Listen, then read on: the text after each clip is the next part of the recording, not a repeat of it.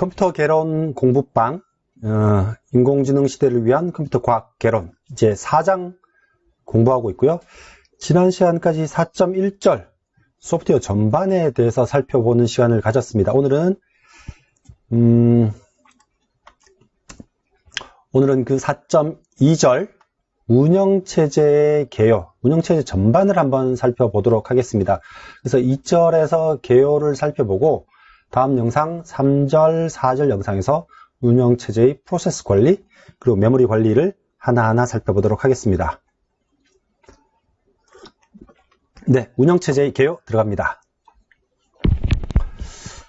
운영체제가 뭔가요? 여러분들 맥 OS 또는 윈도우즈 OS, 리눅스 OS 다들 하나씩은 쓰시고 계실 것 같은데, 운영체제를 굳이 정의하라면 운영체제는 소프트웨어죠, 당연히. 그 중에서 시스템 소프트웨어라고 할 수 있습니다.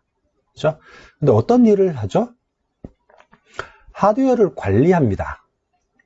그리고 사용자에게 컴퓨터를 사용할 수 있는 환경을 제공하죠.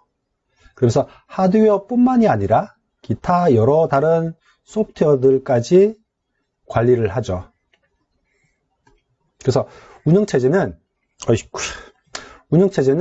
하드웨어와 소프트웨어를 관리하면서 그것을 바탕으로 사용자에게 편한 컴퓨팅 환경을 제공하는 것이 목표입니다. 그래서 그림을 보시면 하단에 하드웨어가 있죠.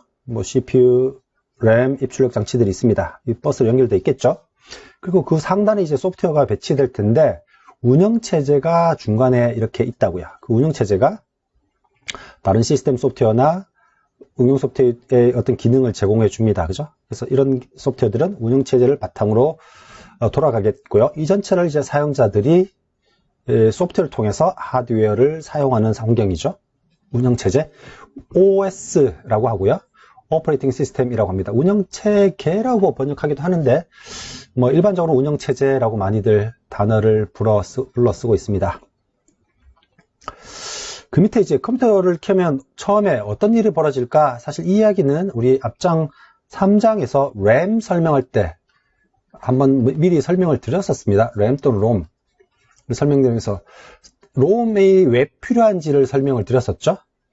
그 롬에는 부트스트랩 로더라는 프로그램이 들어있다고 했습니다. 그래서 롬은 기본적으로 비휘발성이니까 전원을 켜면 이 롬 안에 있는 부트스트랩 로더가 실행된다고요. 그게 1번 설명입니다. 중간에 CPU 레지스터, 프로그램 카운트 레지스터 이런 이야기가 있는데, 이런 이야기는 향후에 다시 한번 컴퓨터 구조를 이야기할 때 그때 한번 자세히 들으시고요. 일단 중요한 것은 롬 안에 부트스트랩 로더가 있다. 그래서 전원을 키면 이놈이 자동 실행되게 된다 라고 아시면 됩니다. 그러면 이 부트스트랩 로더가 하는 일이 뭔가? 포스트를 합니다. 포스트는 파워 온 셀프 테스트. 전기가 들어오면 자동으로 컴퓨터가 하드웨어가 정상인지를 체크하고 체크가 정상적이면 다음 단계로 넘어가는 거죠. 그래서 포스트가 뭔지 밑에 쭉 설명이 되어 있습니다. 교재 143쪽을 참고해 주시기 바라고요. 그럼 이제 하드웨어가 정상적이면 실제 하드디스크에 있는 운영체제를 올려줘야겠죠.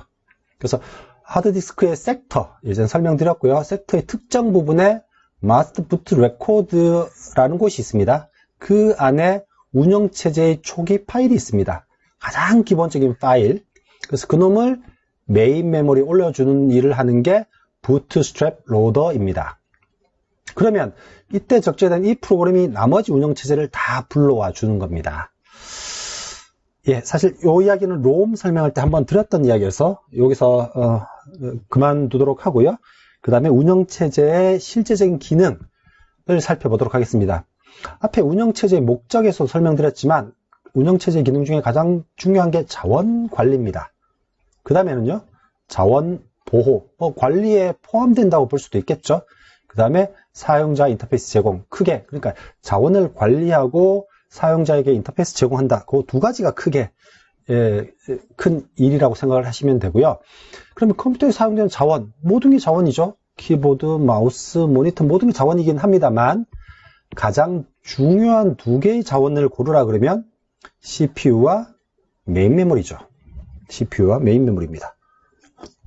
물론 디스크와 같은 보조 기억장치도 있지만 CPU와 메모리가 메인 메모리가 가장 비싼 거여서요. 그래서 CPU 스케줄링, 메모리 관리가 가장 중요한 기능이라고 할 수 있습니다. 그죠? 여기서 CPU 스케줄링이 이제 4.3절이 되는 거고 메모리 관리가 4.4절입니다. 그래서 그 각각은 4.3절, 4.4절에서 자세히 설명드릴 텐데 개괄적으로 한번 설명을 드려보죠. 하단에 CPU가 있습니다. CPU가 예를 들면 카카오톡이라는 프로그램을 지금 실행하고 있어요. 그런데 실제로 메인 메모리에는 여러 개의 프로그램이 동시에 떠 있습니다. 엑셀이 떠 있을 수도 있고요. 웹 브라우저가 떠 있을 수도 있고요. 카카오톡, 기타 등등 여러 개가 떠 있을 수도 있겠죠. 또 보조 기억 장치에도 정말 수없이 많은 프로그램들이 디스크에 저장이 되어 있겠죠. 그래서 해당하는 프로그램을 실행하면 이놈이 바로 메모리에 올라가죠. 로딩 됩니다. 그렇지만 메인 메모리는 벌써 기타 다른 여러 개의 프로그램이 있기 때문에 CPU는 달랑 하나 있죠. 한 개의 CPU가 여러 개의 프로그램을 실행하다 보니까 여러 개의 프로그램 중에 어떤 걸 실행해 줄지를 결정해야 됩니다. 그게 바로 CPU 스케줄링이라는 겁니다. 이 이야기는 4.3절에서 자세히 하도록 하겠습니다. 아까 자원 관리 했죠. CPU 관리, 메인 메모리 관리. 그 관리에는 보호라는 기능도 당연히 포함된 내용이긴 합니다. 그 이야기는 사용자가 컴퓨터를 악의적으로 사용하지 못하게 하는 것도 자원 보호죠.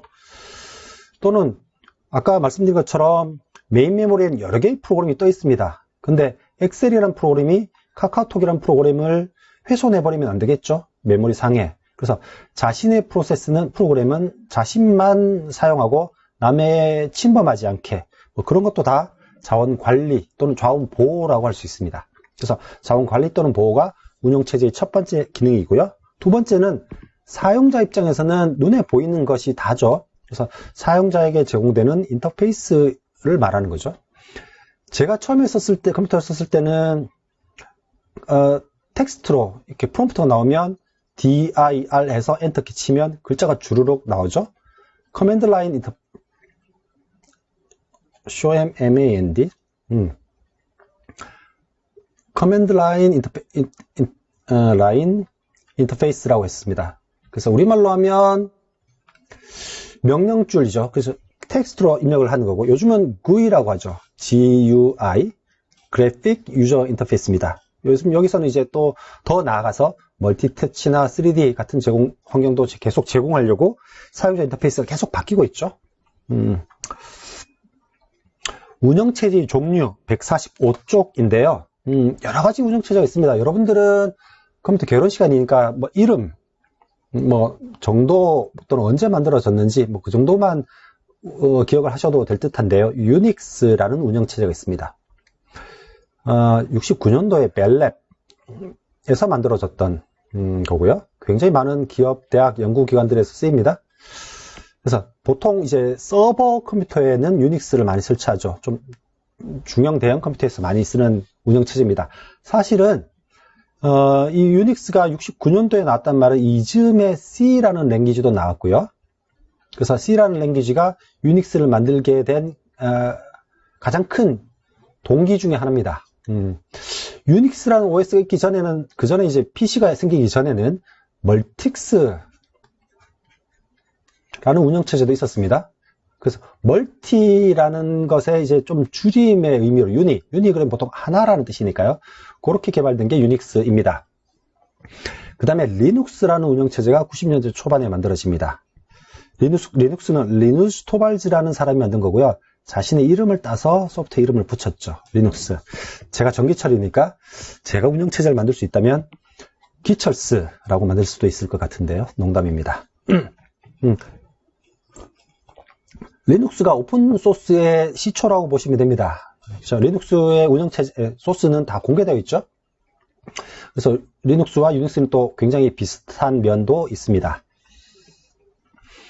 우리 한국에서는 많이 쓰는 운영체제가 윈도우즈죠. 예, 외국에는 리눅스 같은 운영체제도 많이 씁니다만, 예전에 도스라는 게 있었습니다. 디스크 오퍼레이팅 시스템이라고 해서 빌 게이츠 아저씨가 만든 거죠. 도스라는 운영체제에서 윈도우즈로 계속 꾸준히 업그레이드 나가면서 지금은 윈도우즈 10까지 나왔는데, 그 전에 버그도 많았었죠. 근데 10까지 오면서는 많이 안정화되었습니다. 예, 시스템이 많이 안정화되어서 특히나 한국에서 많이 쓰고 있으니까요. 맥OS, 애플에서 만든 맥OS 많이들 쓰고 계시죠. 147페이지 그림을 보시면 예, 이제 모바일 운영체제가 있습니다. 요즘은 이제 PC보다 모바일이 더 대세니까 안드로이드, iOS 뭐 대표적인 두 개의 모바일 운영체제이죠. 뭐 자세한 내용은 그냥 읽어보시면 될 것 같고요. 읽어서 이해 안 되시는 파트는 일단은 넘어가셔도 됩니다. 예, 밑에 있는 각 운영체제의 심볼들을 보시면 예, 뭐 그렇습니다. 운영체제의 구성을 한번 보겠습니다. 147쪽 이제 오늘 강의는 거의 마쳐가는데 크게는 두 가지 파트가 나뉩니다. 커널 그리고 사용자 인터페이스. 커널은 핵심이란 뜻이죠. 이제 운영체제 가장 핵심적인 파트입니다. 사용자에게는 당연히 보이지 않겠죠. 아까 말씀드린 메모리 관리 또는 CPU 관리, 입출력 장치 관리 제 눈에는 보이지 않지만 운영체제의 가장 핵심적인 파트를 커널이라고 합니다. 커널의 핵심이라는 뜻이니까요. 그렇지 않고 실제로 사용자와 인터랙션하는 파트 이렇게 두 개의 파트로 나뉘는 거죠. 아까 말씀드린 GUI라는 것은 그래픽 유저 인터페이스고요. CL라는 커맨드 라인 인터페이스라는 방식입니다. 이 두 개의 장단점을 간단하게 설명드리면 GUI는 초보자에게는 굉장히 좋은 인터페이스입니다. 마우스 클릭하는 게 초보자에게 적응하기 쉽거든요. 그런데 커맨드 라인은 숙련자에게 좋은 인터페이스입니다. 숙련자. 예. 마우스를 클릭하거나 하는 게 굉장히 시간이 걸리는 작업인데 키보드에 손을 얹어둔 상태에서 그냥 키보드로만 작용이 가능하다면 훨씬 숙련자에게는 좋은 인터페이스가 될 수 있습니다. 커맨드 라인 인터페이스. 그 다음에 148쪽에 이제 운영체제 관리라는 말이 있는데 이 파트는 크게 설명할 내용은 이제 4.3절, 4.4절에 나오니까 이 두 단어 뜻만 아시면 됩니다. 단일 프로그래밍, 그리고 다중 프로그래밍. 영어로는 유니 프로그래밍, 멀티 프로그래밍이라고 합니다. 이게 멀티 프로그래밍이라 그러면, 먼저 유니 프로그래밍은 뭐 지금 아닙니다. 예전 역사 속에서 컴퓨터 초창기에 썼던 방식이고요. 요즘의 컴퓨터는 다 다중 프로그래밍입니다. 운영체제가. 이제 프로그래밍이라는 단어가 있어서 코딩이라는 느낌이 날 수 있는데 그런 건 아니고요.